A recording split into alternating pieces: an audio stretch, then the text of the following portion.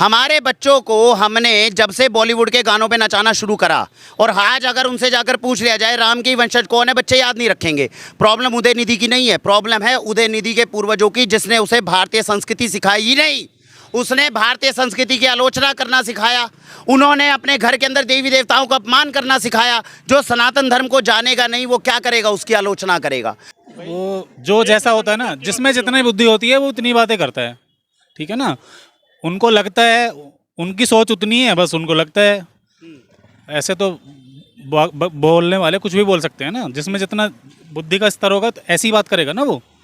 जब वो जानते ही नहीं है सनातन के बारे में तो कुछ भी कह सकता है। स्टालिन के बेटे ने जैसे ही एक बयान दिया, उसके बाद सड़कों पर ये समझ लीजिए संग्राम शुरू हो चुका है।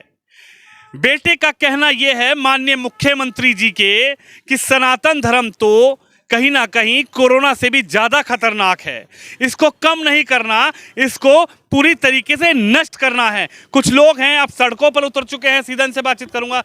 सर क्या नाम है आपका? मेरा नाम वरुण है। वरुण जी क्या कहेंगे, ये किस तरीके का बयान है? जिस देश में 100 करोड़ सनातनी रहते हैं, उस देश में एक मुख्यमंत्री का बेटा ऐसी भाषा का प्रयोग करता है कि डेंगू है, मलेरिया है, कोरोना है, बुखार है, इसको कम नहीं करना, खत्म कर देना चाहिए।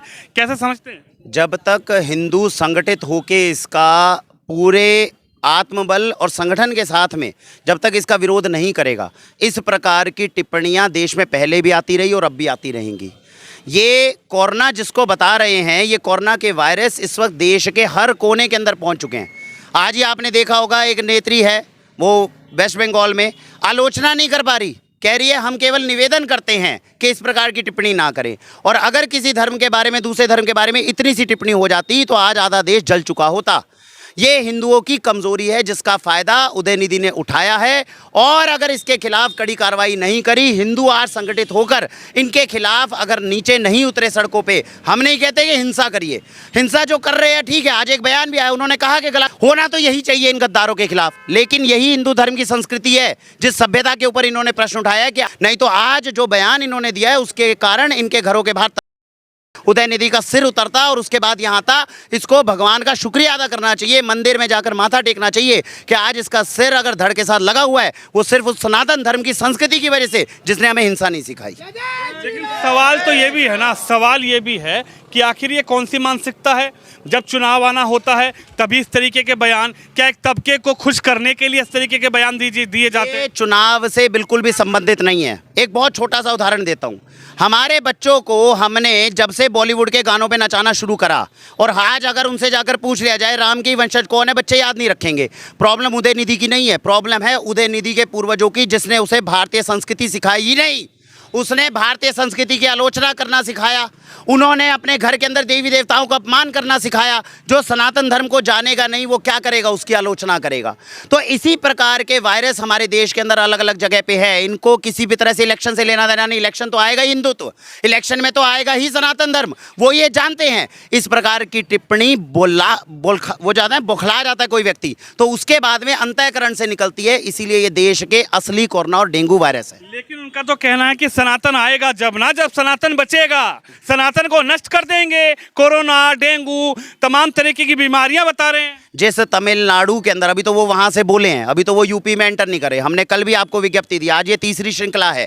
कल रात को पूरी वैशाली के अंदर जो था, हमने यहाँ पर धरना प्रदर्शन करा, हमने प्रदर्शन पूरे करे। आज उसके खिलाफ FIR जो है वो वहाँ पे जमा करवाई है हमने थाने के अंदर, और आज ये बड़ी रैली जो है सनातन धर्म की जय बोलते हुए निकली है। ये श्रृंखला पूरे देश में हर नगर के अंदर, हर राज्य के अंदर निकलेगी, इस प्रकार की निकलेगी। क्या तमिलनाडु में, ये तो पूरे देश से बात कर रहा है, तमिलनाडु के किसी एक नगर से सनातन धर्म हटाएगा? हटाकर तो दिखाए, नहीं हटा पाएगा। तो ये इसको समझना होगा कि ठीक है, हिंदू को तो ये पहला थोड़ी है हटाने के लिए, पता नहीं कितने आक्रांता पहले से आ रहे हैं। सबसे पुराना धर्म कौन सा? सनातन धर्म। जितने धर्मों की ये जानकारी रखता है वो सब सनातन धर्म से निकले। और हमने कल भी कहा था, अपने पूर्वजों की श्रृंखला देखेगा वो भी सनातन धर्मी ही निकलेंगे। जिनको मिटाने की बात कर रहा है उन्हीं का खून अपनी रगों में ले रहा है। किस किस को मिटाएगा? खुद को मिटाएगा उदयनिधि? नहीं मिटा पाएगा। मिटाने की बात चल रही है, धर्म को मिटाने की बात चल रही है, धर्म को नष्ट करने की बात चल रही है। और ऐसे धर्म सनातन को जो लाखों करोड़ों सालों से है, हजारों सालों से है, क्या कहेंगे कौन सी मानसिकता है और ये किस तरीके के बयानबाजी देते हैं? तो क्या ये वरिष्ठ नेता सोचते नहीं है कि हम क्या बोल रहे हैं, इससे क्या प्रभाव देश में पड़ेगा? ऐसे धर्म विरोधी पे एनएसए लगना चाहिए। बहुत बढ़िया, जय जय श्री राम। एनएसए लगना चाहिए और उसको मुंह काला करके पूरे नगर में घुमाना चाहिए। मानते हैं कि राष्ट्र विरोधी बातें हैं। राष्ट्र विरोधी बातें हैं, धर्म विरोधी बातें हैं। एक धर्म को खुश करने के लिए वो इंसान सब पूरा सनातन को खत्म करने चला है। उसके बस की नहीं है, वो कुछ नहीं कर पाएगा। क्या लगता है सनातन को एक बार फिर से लगातार टारगेट किया जा रहा है, क्या कहेंगे? सनातन को टारगेट करने के लिए लोग अपने को प्रसिद्धि पाने के लिए टारगेट करते हैं। सनातन धर्म हमारा कोई इतना हल्का धर्म नहीं है कि एक स्टालिन के स्टालिन जैसा तुच्छ आदमी इसको ख़त्म कर पाए। उसकी इतनी औकात नहीं है कि वो हमारे धर्म को ठेस भी पहुंचा पाए। सनातन धर्म की जाओ, भारत माता की जाओ, ये सिर्फ वोटों की राजनीति है। इसके अलावा के स्टालिन कुछ भी नहीं कर सकते। उनकी कोई भी औकात नहीं हो। अगर अपनी माँ से पैदा है तो एक बार यूपी में प्रवेश करके दिखाएं, उनकी औकात उनको बता दी जाएगी। यूपी में क्या होगा? यूपी में सनातन धर्म ही आएगा, पूरे देश में सनातन धर्म आएगा और राम राज आएगा। जय जय श्री राम। यूपी में क्या है? यूपी में ऐसा क्या? यूपी में बाबा है, अच्छा, इसलिए वो यूपी में आके दिखाए एक बार, उसे पता लग जाएगा। क्या कहेंगे? तमिलनाडु से बयान दिया है लेकिन यूपी के लोग कह रहे हैं कि स्टालिन जरा। लोग इसलिए कह रहे हैं क्योंकि यूपी की सत्ता उस व्यक्ति के हाथ में है जो हिंदू और सनातन धर्म की ताकत को अपने हाथ में संजोए बैठा है। आज तमिलनाडु के सनातन धर्मी जो फॉलोअर्स हैं वहाँ के, उनसे एक गलती हुई है कि उसने उदयनिधि को किसी तरीके से वहाँ पर स्टालिन को जो है बिठाया है।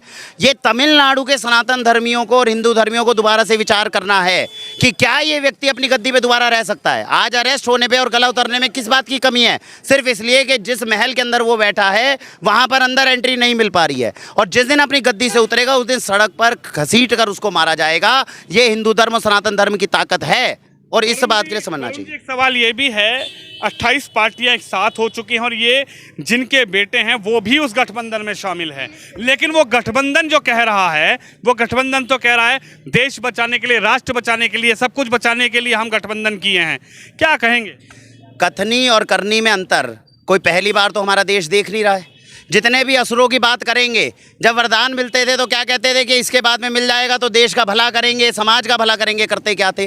केवल विध्वंस। इसी प्रकार से ये उन्हीं असुरों के वंशज हैं, ये उन्हीं जयद्रथ के वंशज हैं जिन्होंने देश को हमेशा धोखा दिया। देखने में ये लगते हैं कि ये देशवासी हैं, आज जब अपने पे पड़ेगी तो मंदिर जाएंगे, लेकिन जल शिवलिंग पे चढ़ाना चाहिए, नंदी पे चढ़ाना चाहिए, अपने मंदिर के बाहर ही चढ़ा देना चाहिए, इतना तक ज्ञान नहीं है। यज्ञ में बैठने की क्या कला होनी चाहिए ये तक इनको नहीं पता। और ये सनातन धर्मी को जब इनके ऊपर आएगी तो ये पहनेंगे लुंगी भी, और नहीं तो उसके बाद में लिख कर दे देंगे कि राम राज्य, राम तो काल्पनिक थे, इनको हटा देना चाहिए। ऐसे दोगलों के हाथ में अगर हम अपने देश की सत्ता देना चाहते हैं तो मैं कहूँगा लानत है हमारे देश में। हिंदू धर्म में एक ही कमजोरी रही है कि हिंदू धर्म के अंदर ही 15-20% देशद्रोही ऐसा तबका है जिसने हमेशा सनातन धर्म को चोट पहुँचाई है। और ऐसे 20-25% जितने भी हमारे देशद्रोही है, जितने भी जयचंद हैं, इन्हीं को पकड़कर कारागार में सबसे पहले डालना चाहिए। हमारा विरोधी कोई दूसरा धर्म नहीं है, बाहर के आक्रांता नहीं है। जब जब इस देश के देशद्रोहियों ने दूसरों का समर्थन किया तब तक देश की हार हुई। आज देश के नाज़र सनातन धर्मी जाग चुका है और इन लोगों को इनकी असलियत दिखाने के अंदर हम आगे आ चुके हैं और दिखाएंगे, हर नगर के अंदर दिखाएंगे। मानते हैं कि स्टालिन को माफी मांगनी चाहिए? 100 करोड़ का देश, सनातन माफ़ी तब मांगी जाती है, आज मैं आपके सामने बोल रहा हूं, मेरे मुंह से कोई गलत शब्द निकल जाए तो मैं माफ़ी मांगने का हक रखता हूं। मैंने कुछ बोला और उसके बाद 3 दिन तक लगातार उसके समर्थन कर रहा हूं तो इसके बाद माफ़ी नहीं बनती, उसके बाद माफ़ी नहीं माननी जाती। जितने लोगों ने उसका समर्थन किया है ये देशद्रोही है। जैसा भाई ने बोला, एनएसए लगना चाहिए, देशद्रोह इनके खिलाफ मुकदमे चलने चाहिए और इनके खिलाफ इतनी कड़ी कार्रवाई होनी चाहिए कि देश के खिलाफ और हिंदू और सनातन धर्म के खिलाफ आज के बाद कोई बोले तो उसकी जुबान तक कांपे। ज्ञानेंद्र, आपको तो नाम में ही ज्ञान लगा हुआ है। हाँ जी। क्या कहेंगे? सनातन को नष्ट करने की प्रक्रिया शुरू हो गई कि सनातन को नष्ट कर देना चाहिए। जब से इस धरती पे जीवन है तब से सनातन है, ना तो कोई ख़त्म कर पाया ना कर सकता। किसी की कोई औकात नहीं है, भौंकने वाले भौंकते रहते हैं। वो तो कह रहे हैं सनातन तो डेंगू है, मलेरिया है, कोरोना है, कोविड है, तमाम तरीके की बीमारी गिनवा दी सनातन में। वो जो जैसा होता है ना, जिसमें जितनी बुद्धि होती है वो उतनी बातें करता है, ठीक है ना। उनको लगता है, उनकी सोच उतनी है, बस उनको लगता है। ऐसे तो बोलने वाले कुछ भी बोल सकते हैं ना, जिसमें जितना बुद्धि का स्तर होगा तो ऐसी बात करेगा ना वो। जब वो जानता ही नहीं है सनातन के बारे में तो कुछ भी कह सकता है। माफी मांगनी चाहिए देश से। हाँ, माफ़ी मांगनी चाहिए, बिल्कुल। उसका विरोध भी करना चाहिए लोगों को, बॉयकॉट भी करना चाहिए उसका। आप मानते हैं सनातन को क्या? हाँ जी। क्या नाम है आपका? मोनूपाल। अरे बहुत तेज आवाज आई आपकी। मोनूपाल। मोनूपाल। हाँ जी। अरे दबंगी से बोलो, मोनूपाल नाम है। सनातन को मानता हूँ यार। सनातन को मानते अरे हैं। मानते हो तो बताओ, नहीं मानते हो तो बताओ। मानते हैं। तो एक नेताजी कह रहे हैं सनातन को नष्ट कर दो। नहीं, ये तो हमारा धर्म है, हाँ। मानना चाहिए। सनातन धर्म होता है। हम हिंदू हैं, गर्व से कहते हैं हिंदू हैं। गर्व से कहते हैं हिंदू हैं। हाँ जी। देख सकते हैं आप किस तरीके से अब सड़क पर संग्राम छिड़ चुका है।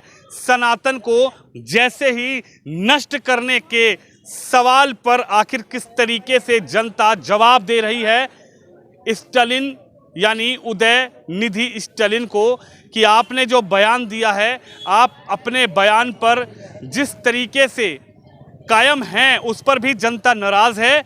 और जनता की राय आपने सुनी, लेकिन जनता ने साफ कहा कि आप कितना भी जोर लगा लीजिए, ये सनातन जो है ये धर्म नहीं बल्कि एक आस्था है, एक सोच है, एक विचार है। और शायद जब धरती की उत्पत्ति हुई होगी उस वक्त से सनातन इस धरती पर कायम है। आप भी इस खबर पे, इस वीडियो पर अपनी राय रखिए, वीडियो को शेयर जरूर करिए। कैमरामैन शिवम यादव के साथ विनोद शर्मा।